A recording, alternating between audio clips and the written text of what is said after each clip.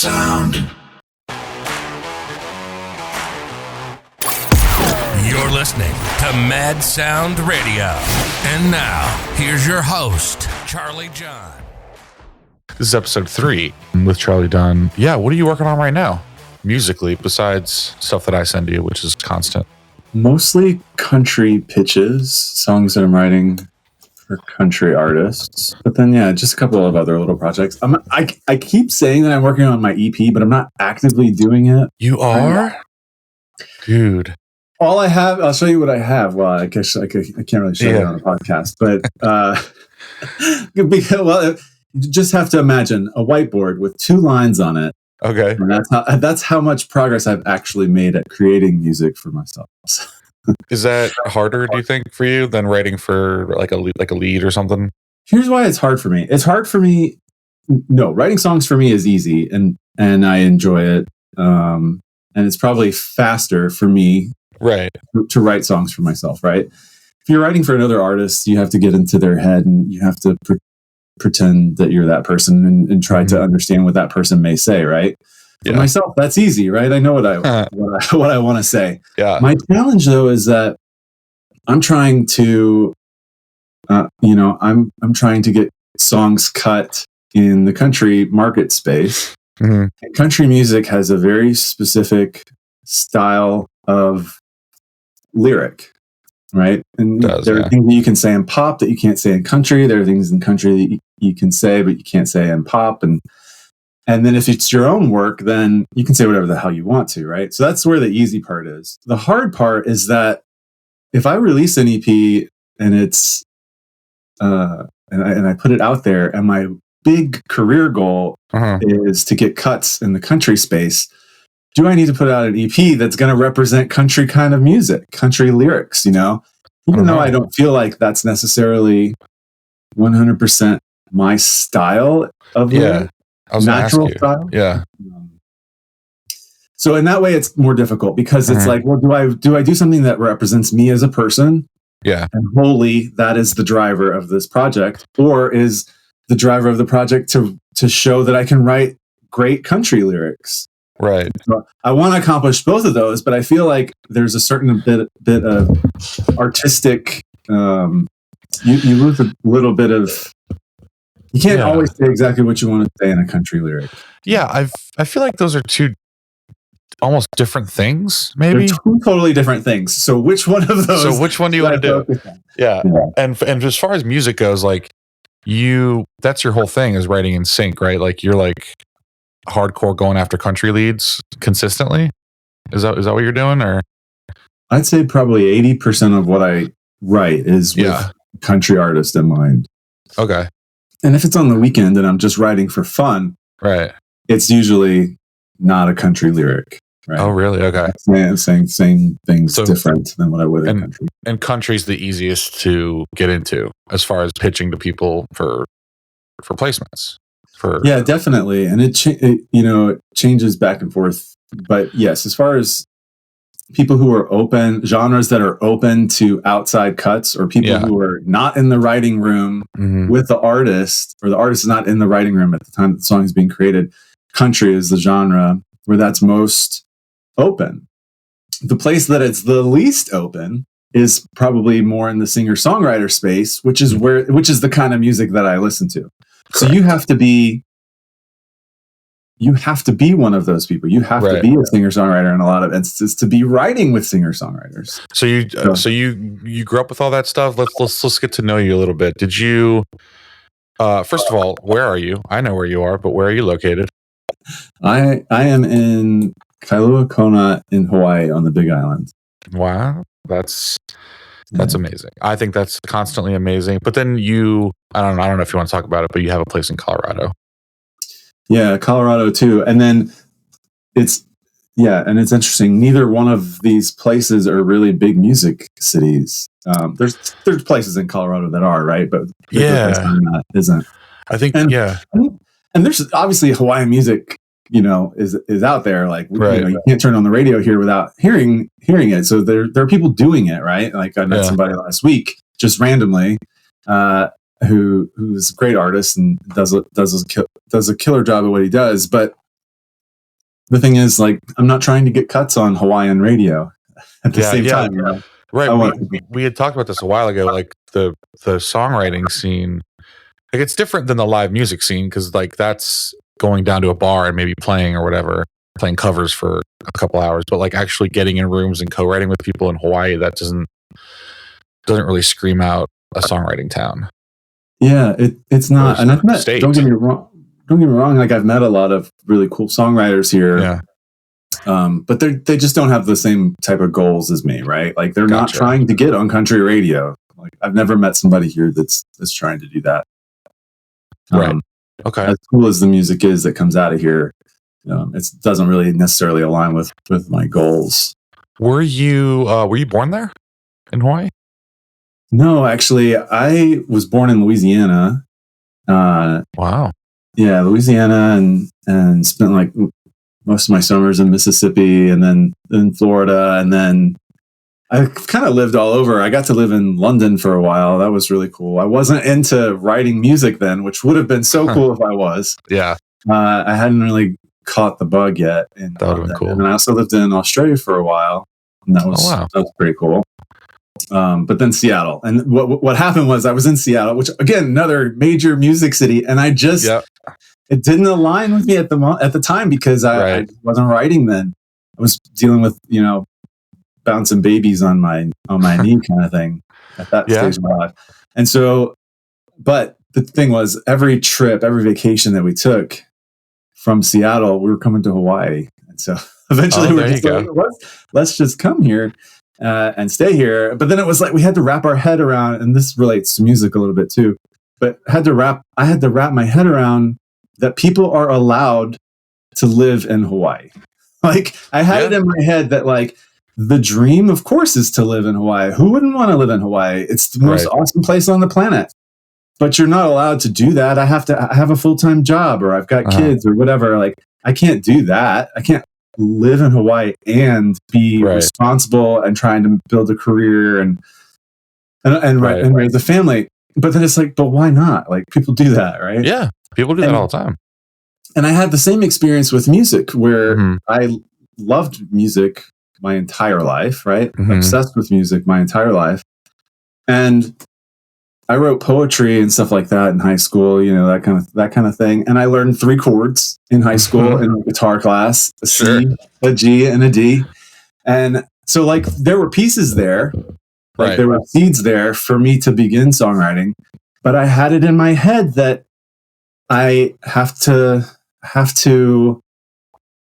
I'm not a guitar player. I'm not a piano player. I'm not a songwriter. I've never been in a band. I've never, like, I can't be a songwriter, because, like, that's just not who I am. Right. Like, even though that was the dream, I had like this thing telling me that no, because it's so awesome, you can't have it.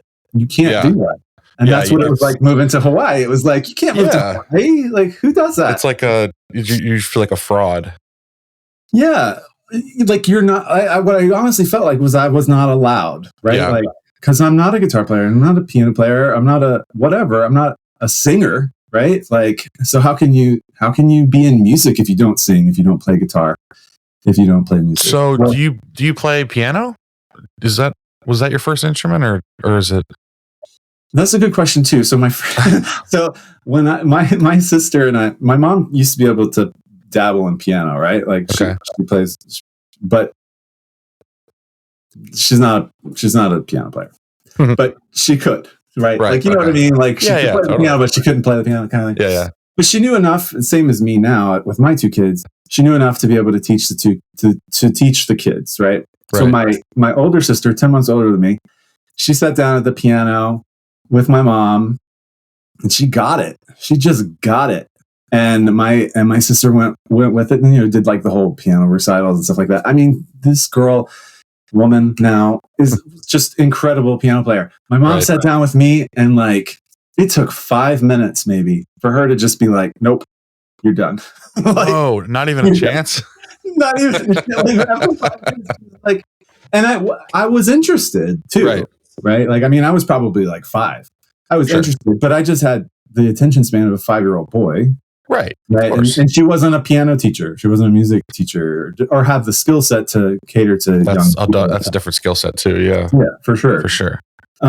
So that was another thing that I had with me since I was a kid, that like, I'm not a piano player. My sister's the piano player. Right. Like, so like I never touched the piano again. And then, like I said, in high school, I had a free class through the high school for learning guitar introduction. So I did that. And again, like I said, learned 3 chords. Right. And never thought that you could actually put a C, a G, and a D together. Like I hadn't figured that part out. Like there I you just go, knew man. how to play them. That's how songs are made. Yeah. Right. But exactly. I mean, so when you are going now, and I think, did you tell me that you're starting to learn guitar a little bit? Yeah. So now I've got enough of a skill set in piano and in guitar and, just music theory in general to be effective. Now, I'm not going to win any award. I'm never going to be on stage pulling out like a killer guitar solo. I'm never going to be banging out the piano like Corey Amos. I'm going to force you on stage. when I get famous, I'm going to bring you on stage. There you go. And back to the country thing with country cuts. When you want to send them to people, a lot of country artists ask that it's just piano vocal or just guitar vocal, right? Isn't that something that's like, it's kind of specific to, like, they don't want necessarily a full demo? Yeah. I think in pop music, it's really important because in pop music, so much of the hook is the music. Whereas country music is very, very driven by emotion and the lyric, and obviously melody, right? It's got melody's king. But yeah, for the most part, a country artist or manager, producer, A&R person, publisher, whatever, if they hear a killer song, all you need is a basic guitar and piano. And the other thing that gives you too is think about how many songs we write, right? Mm-hmm. If we write a song let's say we wrote a song 5 years in country music when bro country was just blowing up, right? Yeah, oh yeah. It was the thing. What if you wrote a killer song and you put that bro country production on it, and then 5 years later, bro country is dead, and you just got this thing that's produced and it sounds 5 years old. You've killed your song just because of your production. Right. So a lot of times in country, especially, a very clean piano and guitar is all you need. Right. And encouraged in a lot of cases. Yeah, for sure. I think that lyric, the lyricism and stuff that you're talking about, the emotion is really great in pop music too. Like, it needs to be driven more into pop music, but that's just not the way the industry works currently. I mean, there's, I just think that it's definitely what you were talking about, where it's like pop music is like all about what kind of synths you can find and what kind of leads and all that stuff you have. But yeah, I totally agree. I think that things are changing or have changed probably in pop music. Yeah. I mean, like country has just always been lyrically driven, right? More than any other genre, I would probably say. But like pop music is changing too and has changed. When you look at writers like Julia Michaels, like if you read her lyrics, it's like you're having a conversation with her, right? Yeah. So she's talking about real emotion, right? And she's saying it in such a plain way that anybody can relate to it. And so there's no like, don't get me wrong, it seems brilliant when she says it, and it is brilliant. Right. I'm sure a lot of work went into making it sound easy, right? Sure. Like, but it's a lot more conversational now. So I feel like whereas before you could probably get away with a lot more poetic stuff in country music, right? Really, like in the singer-songwriter space, that's kind of like the only place you get away with it. And as far as those 3 genres, yeah. I mean, and so would you say that you're a bona fide songwriter? Because you said you're not. You said you don't want to sing, or you. I've heard your voice. It's good. I mean, if you want to pass a song along, there you go. Right. Yeah. You know what I mean? But have you gotten to the point where you kind of just think that you're only a songwriter, or like, do you want to do more, or do you want to just kind of stay in this lane for now? More as in like, more into the artist direction, or more into like learning more piano, writing for yourself, maybe, which could be, again, we talked about kind of scary, but here's my goal, right? Like, is every day I'm working on something. So even on days where I don't feel like I'm inspired, or feeling very creative, I'm going to at least force myself to sit at the guitar or the piano and try something. If I'm just practicing even, that's fine. But I feel like I'm always learning more on piano, always learning more on guitar, because, you know, if I listen to something that I played 2 years ago, right? Like when I first started writing 2 years ago, my first song was just C and E minor. The whole song, just C and E minor. Like that was it. And it worked, right? Like, because it had to. Because that's all I had in my palette of tools, you know, like that's the only thing I had available to me. So I feel like, though, that I don't want to pursue the artist thing. I think that's just never going to be me. But the songwriter thing, I feel like I'm always building my skill set on the, not just piano and guitar, right? Like, but also learning more about lyrics, things like that. That's becoming a better lyricist. That's interesting to me, because as someone who tries to do it all, and it's hard. I mean, it's really hard. But to be like, I'm just going to be a songwriter on that's, I think I found that always interesting about you. Did you go to music school? Where'd you go to college? No. So I got out of, well, so that's a long story too. Okay. Sure. Hey man, we got time. I give you the short version. The short version is I was homeschooled for high school. And so, but I went I took a break after high school. I graduated when I was, I think, 16. Right. And was like all about money. Like I had to go out and make money for a lot of reasons. Like, But that was the goal. And so I started community college, and I was going to go for like psychology. So I'm always interested in like human emotion, right? Sure. Like and so I like, from saying that I wrote poetry in high school and going into psychology, like you can kind of feel like there's little pieces of like being a lyricist in there, right? Like I was always interested in emotion. I was always interested in words. Like English and was the only class that I did well in. Right. But so I went to college a little bit for psychology, but then I was out of it, and I didn't continue. And so, like, to what I was saying earlier, like not feeling like I could be in music. Yeah. I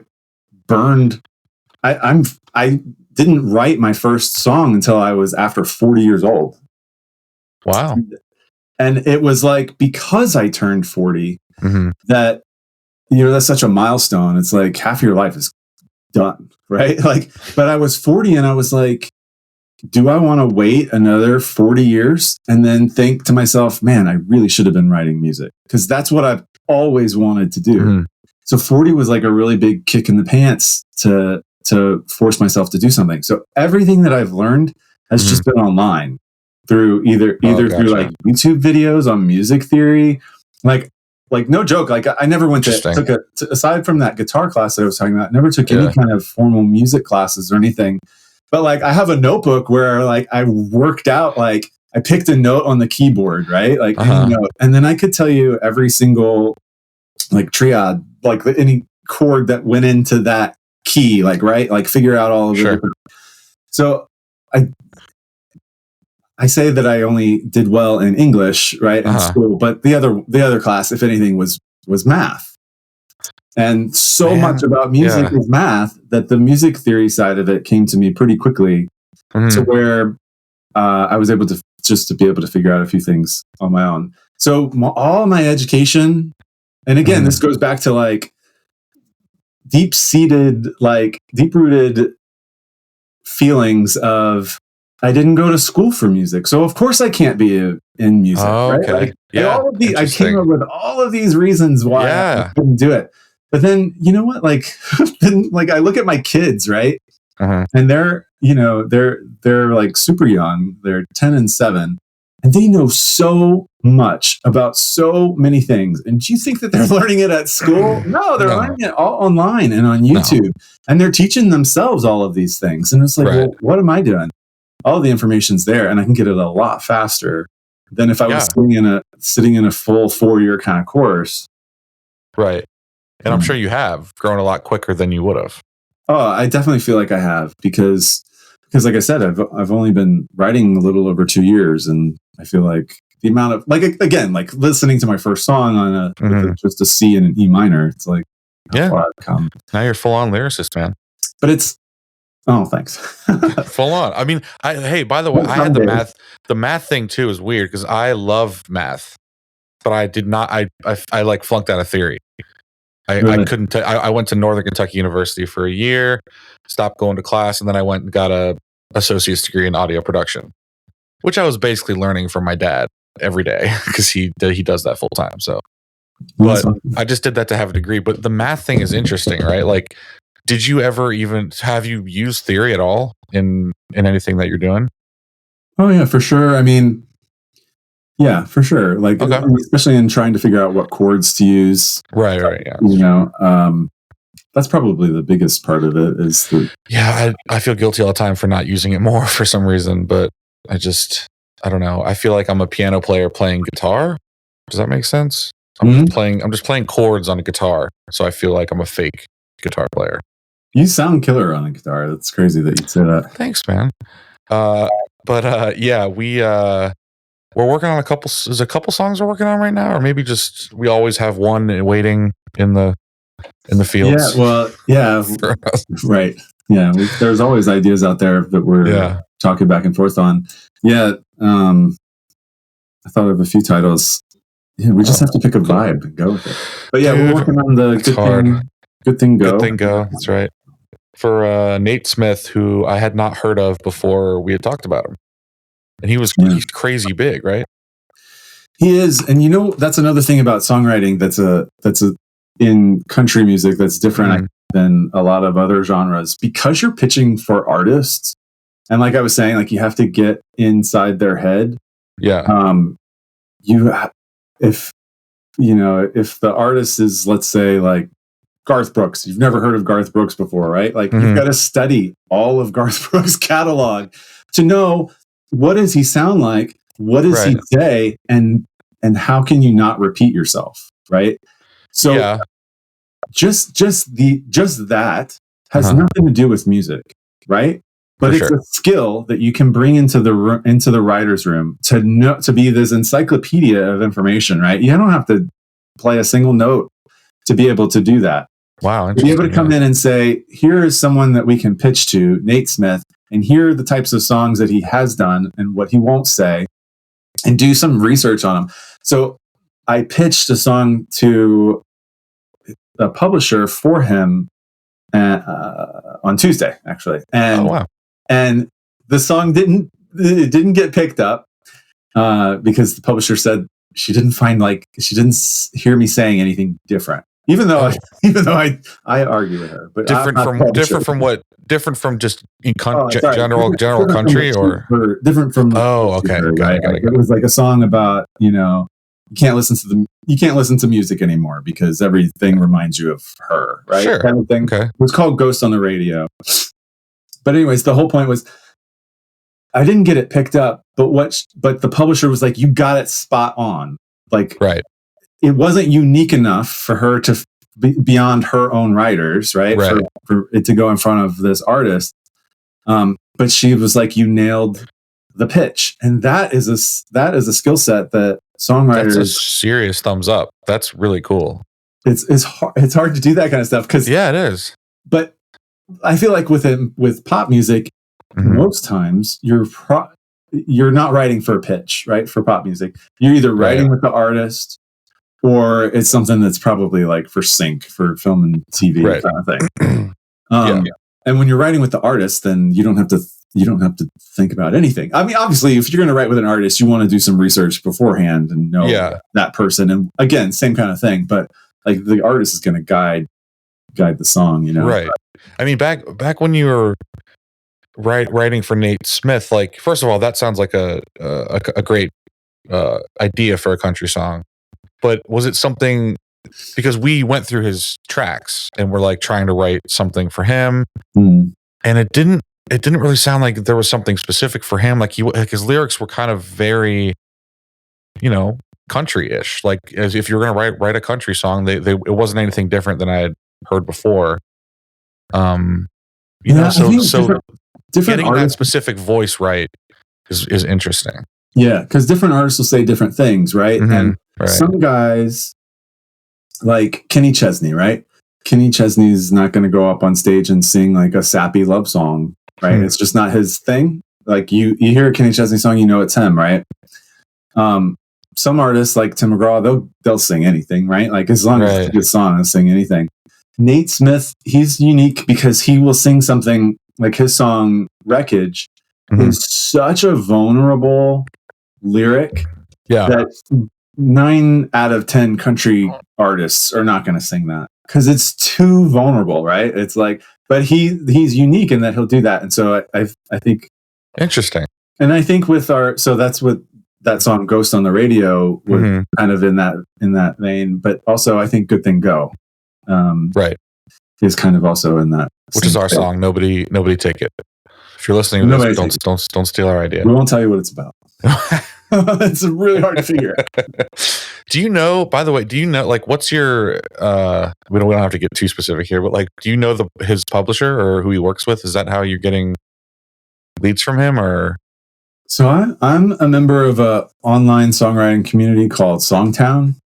And inside of Songtown, they have a group called an Edge group, which is kind of like, which is a great program, by the way. So it's kind of like you are, hence the name Edge, you are kind of like on the edge of having maybe having a publishing deal or having some big cuts, right? So like so you get to work with a publisher every month, same publisher for 4 months, kind of rotates out. And anyways, each month the publisher says like, these are my specific targets, right? So there might be 2 or 3 that they are directly connected to. And so you can write to that pitch. You can also write to anything, right? Like, whatever. But. Yeah, I talked with Lauren last week, Lauren Patton, and we were talking about Songtown, which is how we all met. But so you're still in it. You're still in Songtown, and are you still meeting other writers and setting up co-writes and doing all that stuff? Yeah, absolutely. Actually, yesterday. I was like, what day was that? That's cool. It was a whole day ago. Yesterday, I was on an online one of their meetings, and ended up getting 2 co-writes. Like within that meeting, like 2 other people that I want to collaborate with. 2 totally different, like really wildly different kinds of writers, right? But I like, I like to write everything. So one of them's more like cinematic kind of music, and the other one's like more Beatles. It's like very different stuff. I mean, you're on one of my pop songs you wrote on my and Lauren's song. But I forgot what I was going to say. I was going to ask something. Anyway, how's it going? So we're working on a lot of that stuff. Back to, where did you go for that little time to college? What school was it? That was just like a little community college. Okay. In Tampa, and it was like, it was just like I said, I was going for psychology because it was like I got to pick something, and I don't know what it should be. And I took that, and I just remember like my roommate and I were in a class together, and we were like literally in the back of the class, and then just completely disrupting the class. Like we may as well have been like, I don't know, 5th graders, right? And we're just in the back of class, and it was just kind of like, what am I doing, right? Like I come to class and I'm just screwing around, and then the professor shows up like 30 minutes late, and then like why am I doing this? And it's not something I'm passionate about. Like, was I really going to become a psychologist by starting a community college? Like, let's be realistic. Sure. Yeah, that's a lot. Yeah, but but you use it. I mean, for writing at least a little bit, maybe potentially. Maybe. I mean, I always like trying to get inside of people's heads and understand what people are thinking. I mean, that's just my nature. Right? Yeah. And I feel like that comes in handy for sure with songwriting. Cool. Yeah, absolutely. Were your parents in music? You said your mom was a piano player. What about your dad? I mean, my mom wasn't even a piano player. Like, she knew like one song. Okay. Well, there you go. But that was enough, right? Like, she couldn't tell you how to play a chord to save her life, right? Like, I mean, that's how much she knew, but it was enough. We had a piano. in the house that was given to us. And so, and my dad, I also like probably 3 chords, right? Like he could play C, probably, but like that was it. So we didn't have any, aside from my sister being like awesome at piano, there was nobody in the family that was really doing anything like that, pursuing anything like that, had ever pursued anything like that. No one was like ever in a band or anything like that. Right. You know? But we were always listening to music. Music was always being played, you know, obviously in the car, but like, you know, my dad had like those big speakers back in the day. And it was like, he would like put something on the stereo to have it like a booby trap kind of thing to know if I had gone in and touched his stereo. What? Yeah, it was like, that's crazy. But we were always listening to music. And was there anything specific? Was it like top 40 stuff or like singer-songwriter country stuff back then? It was probably like mostly from my dad's side, it was classic rock. But on my mom's, for my mom, it was more country. But it didn't become country until a friend of hers introduced her to country music, and then it was just like something happened. And it's weird because it happened for me too. It was like my mom discovered country music's always been around, right? It's not like it was hiding, but like she got a mixtape cassette from a friend of hers, and my mom played the crap out of it. It was like Garth Brooks and Reba and like the classics of the early 90s and still today. But and it was just like, what is this music? And it really was the lyric, I think, that connected to both of us. So my mom wasn't a piano player or a guitar player or a singer or anything like that, but she was introduced to country music, and same exact thing as me. She was like, I have to do something with all of this passion I feel. And so my mom decided to become a songwriter. Wow. And so she, with no experience, no connections, no nothing, she wrote, I know she wrote at least 3 songs, right? This is the difference between my mom and I is like, I feel like I'm probably more stubborn, and that's why I've stuck with this. But she wrote 3 songs, and classic move of a new songwriter. She wrote the 3 songs and she produced the 3 songs. And we came from a family that, like, I could spend a whole other session talking about this, but like we came from a family of like little means, let's say, right? Like, right. But I just remember like the family saving up money for these demos, right? Like we were eating like peanut butter and crackers for dinner, right? Like it was a big financial impact, but my mom believed in it so much that she sent off these little recordings, like cassette tapes of her. Like, I don't know if you're probably way too young to remember, but like they had like these little micro cassette tapes, like a regular cassette looks like, but then they had these. Anyways, just her singing into it. She ships it off to Nashville, and Nashville sends back 3 demos. And here's how naive I was too. I was like, probably like, I don't know, 10. And I was like, Mom, like you don't have to pay people to sing those demos. I can sing them for you. And I'm like, I don't really believe that. And she was like, no. Now, me older, having paid for vocals and stuff like that, like I realize how critical it is to get the right vocal. But anyways, the whole family kind of saved up for this. And that's really cool. Back. Yeah. Here's the funny part is that one of the songs that she wrote, one was called Just Another Day, and it was like this melancholy ballad, which is definitely where I get all of my sad music from. I'm a very happy person. I just only write songs. But the one of the songs she wrote was called She's a Rodeo. And I for some reason that always stuck in my head, even from being so young. And now I'm a songwriter, and I was like, the hook's not been taken. She never did anything with it. Technically, I inherited it, right? Like, yeah, totally. And so, no joke, I'm currently writing that one right now with Lauren Patton. That's cool. And another co-writer. That's a great idea. Alexi Mallory. Yeah, that's a great idea. And it's coming along great. But it's really kind of fun to like. So I didn't come from really a musical background, but we loved music, and especially on the lyric side. like that was just a thing. Like I said, the music had always been there. It was just like a light bulb went off, and it was like, wow, this is a whole thing that I need to be part of. And I've always felt that I desperately wanted to be, but it felt like I couldn't. Yeah, and you can do it yourself, like and which is the really cool thing. I remember saying to myself that I didn't have to ever write original songs, so I could just play covers. And then like the next year or something, I was like, no, that's stupid. I want to write my own songs. But again, that's also scary to start doing.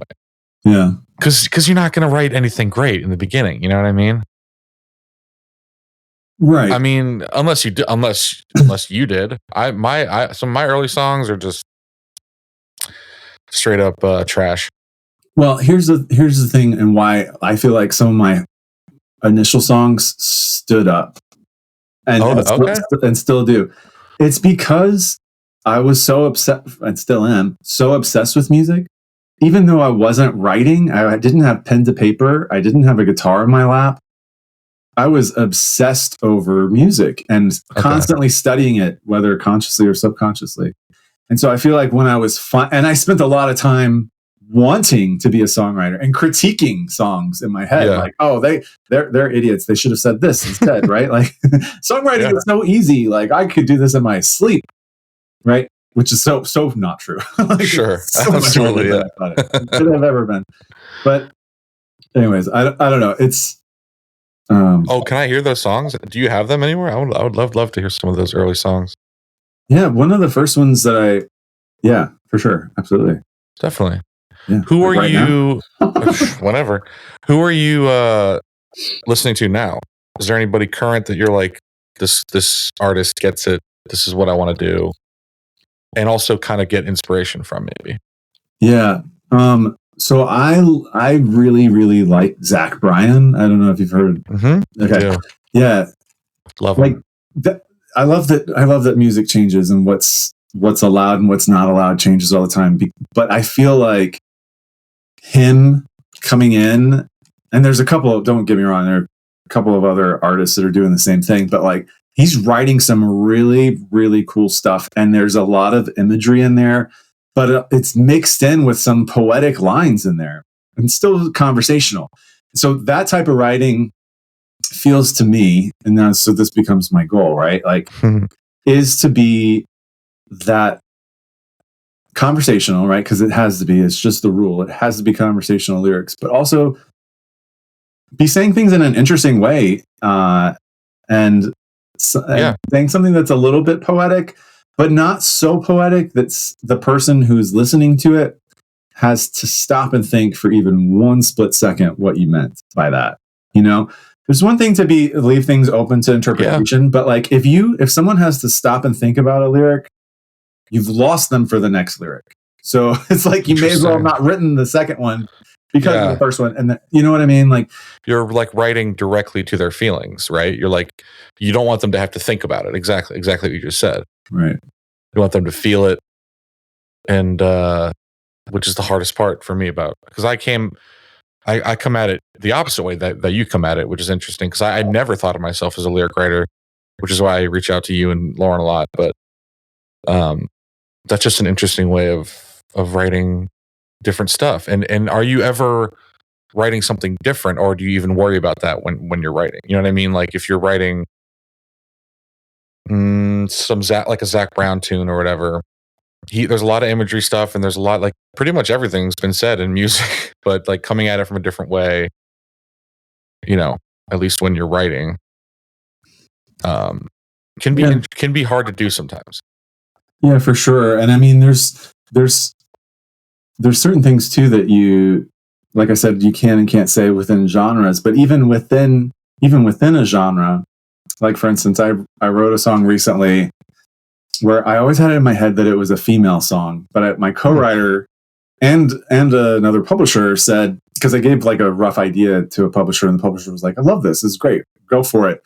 But write it for a male artist, because I started writing it as a female artist, because it's just generally easier to pitch to male country artists for some reason. But anyways, I wrote this. did it as a co-write, picked it back up as a co-write, but I always felt like it was a female song. And we put in a line to the song, and the line is just, I bet you've never rolled in the hay. It's a very, very country song, right? So so the girl says in the song, like, I bet you've never rolled in the hay. JK, JK. But like, for a girl singing about a guy in a bar, that's cute, that's funny, it's like, it's fine. Yeah. If a guy says that to a girl, you then have to think about, like, how is that going to come across? Is he coming across? If a guy said that to a girl in a bar, like that's a little weird. Gross, right? Like, you don't do that. Totally. But like, for a girl, it's fun and edgy, right? So, like, I don't know. You constantly have to be thinking about, like, what are you allowed to say? What can you say? Is this going to kill the pitch? Because in country, it's all about, I shouldn't say it's all about, but in country, it's to your benefit to make it as wide of a pitch as possible, meaning that it works for as many artists as possible, right? Yeah. But how do you do that without diluting the song to sound something generic, That's why it's really difficult. That's a hard balance. Because it can't be too specific to the artist. That's why I always thought like the Nate Smith stuff is just like, it seems like it was very personal for him, but the lyrics, there's nothing in there that's like super, it's still pretty vague as far as like, he's not listing specific things and names and people and all that stuff. Right. But that's another challenge in doing what we're doing. Right. What was the last placement you had? Do you remember? I'm not really sure. Like, I feel like I've got like a couple of things in the works right now. Like, I've got a couple of songs that are kind of like sitting with artists, which is always exciting. I've recently learned not to even think about your chickens. Submit and forget. Like, unless they're like chirping at you, like, don't even think about your chickens. But I got a couple of them. One of them is one that I'm hopeful for. I wrote another co-write, and I pictured like Keith Urban. Like, here's what I'm writing it, right? I pictured Keith Urban on the stage with his electric guitar, opening up the show with his guitar riff, and then going into the song, right? Like, that's what and you have to picture that, right? Sure. Reality is, like, I pitched it, and it's for this country artist in Sweden. Like, whoa, that's who currently has the song. And so if it gets cut, then that's funny. Swedish cut. Like, but you just never know when you write these songs where they're going to come from. That song that I was talking about too for Nate Smith, it was a song that I wrote almost 2 years ago. It was one of my very, very first songs, and it just never got up off of the ground. And so I brought in a co-writer to help me with it. And apparently we still didn't get it off the ground. And it's one of those things, it's like, how many times do you try, right? Like, sure. But keep going. You don't quit, especially in this industry. Oh, it's a volume business. For sure. It's just like, but when do you give up on a song, right? Like, if you're an artist, then you can cut it yourself, right? But I mean, like, actually cut it or get rid of it, because I still because sometimes I'll keep a song for too long, and then at a certain point, just because of, like, sometimes I'm nostalgic about when I wrote it, even though it's not, like, I can look at it now and be like, that's not as good as what I'm producing nowadays. But you know, like, surround yourself with people that you trust, that you can send that stuff to, who have clean ears.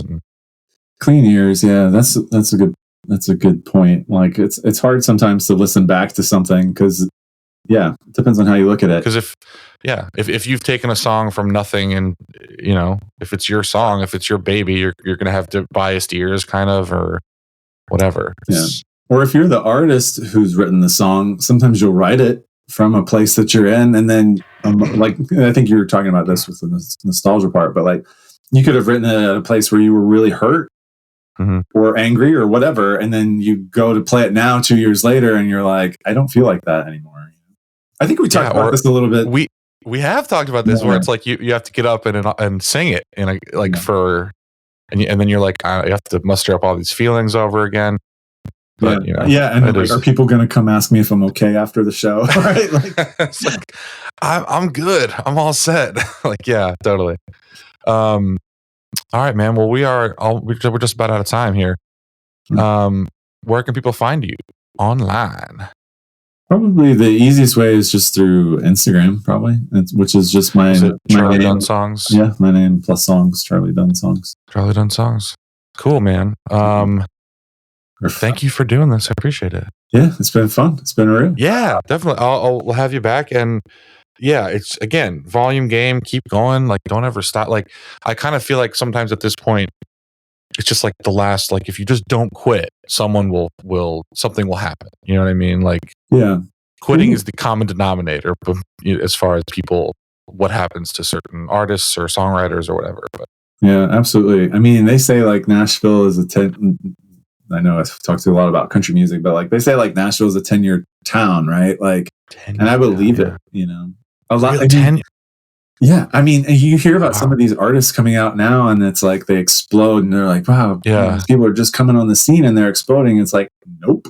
Like they cleared out their Instagram, they cleared out their Spotify, to like all of the hard work that they did. They made it disappear. And then now it's like, boom, new single straight off the presses, right? Like, yeah. But you're right. Like you got to keep going because I mean, until you stop, until you quit, until you stop loving it. I mean, I still love it. I don't like what comes after it as far as promoting it and marketing it necessarily, but which is why I feel like I could do the artist thing, but yeah. But speaking of Nashville, which we didn't really talk about, you must have been, or do you go make trips there ever, or do you want to?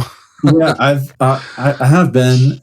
I want to go, you know, I wish I could go, like, I wish I could live there, but like, no, I've been there. It's a magical place. It's lots of people trying to do the same thing. Very crowded at this point, kind of thing. Which is good and bad. I mean, you're with like-minded people, but I mean, as long as you're not looking at it as competition, which I don't feel like it is. I mean, there's enough music out there for us. No, right? Go around. That's the good and bad thing about being able to put out our own stuff anytime we wanted to. Is like we can keep doing it for as long as we want to. Like, there's no record labels necessarily that are like, no, you can't put that out. And also there's all the bad stuff that comes along with that. Like literally anyone can do it. Right. Yeah. The competition of that many songs being uploaded. So you have to be right. So it's like when you're writing, I try to keep this in mind. Like, should I try to write what's on the radio? No, the radio already exists, right? Like, you don't want to write what's already on the radio. You don't want to do what everybody else is doing. You want to know what the rules are for writing a song, you know, like the basics and everything, but you have to put your own voice into it because there are a billion other voices. The only thing that makes you special is when you're using your own voice, right? Like, you're not going to be able to play guitar better than the best guitar player out there. You're not going to be able to sing better than the best singer out there. The only thing that you can do better is put your own imprint in your artistry and your music. I think that's kept me going a long time because it's everyone's own, wherever, like, everyone's own perspective is unique. Like, that's what's cool about like having a different person write for in different genres is it'll always come out different just because they're different people. You know what I mean? Right. Like, which is why I am starting to get more and more into co-writing, all that stuff. It just brings different elements into it, which I wasn't doing for like 10 or 12 years. You're crazy. And that's a whole different thing. That's a whole nother. It is a whole different thing, but like animal. I'm to the point where it's the opposite. Oh, really? I've done so much co-writing that recently I sat down and I was like, I'm going to write a song solo. I haven't done that in a long time. And I sat down at the keyboard and stared at it for like 2 hours. And I was like, okay, that was the amount of time I gave myself. But it was like, I'm so used to co-writing with people now that it's like, I sat there like, what am I supposed to do? Right. Like, so when, like we were just talking about earlier, do you prefer to go into a co-write with, obviously as much as possible, but like there needs to be a vibe, right? There needs to be not necessarily a lyric or a title or anything, but to start a co-write, you know what I mean? As opposed to starting it on your own. But yeah, I don't know. I like to come into a co-write. Like I like to spend time preparing for a co-write. Like I used to not do that, right? I used to just come in and show up and then fully engage during the write, but like did no preparation beforehand. But now it's much more, I feel like much serves the song much more, or serves the co-write much more if I come in with really some solid ideas that I know are going to work. First of all, understanding what is our intent, right? Like I've gone into so many co-writes where it's just like, oh yeah, we're going to write a song today. Yeah, but for what, right? Like, yeah, what is the goal here? And I need to, yes, you're totally right. And that's just, and I have those habits too. And not like even when we get together, us four with Kitschy Sync, which will be famous one day. That production and writing team will be famous one day. A lot of the time I don't have a lot of stuff prepped, and I think that's just from background of just being able to come up with it as just writing it for yourself. You know what I mean? Yeah. But I don't know. It's I mean, with four, like with that group, like with four of us, it's almost it might almost be better to not prepare, right? Because there's four of us, because there's so many different ideas in the room, right? Yeah. And we are generally at least one of us has something. Yeah. All the time. But you know. Oh yeah. I feel like we all come in like we're absolute worst case scenario. We've always got titles in our back pockets, right? Like, you know, we're all at least that prepared, right? But sometimes come in with like the chorus. Or Brad can just tell us a story about someone who was murdered on the boat, and then we can write about that. Oh yeah, that one's coming soon. That's coming soon.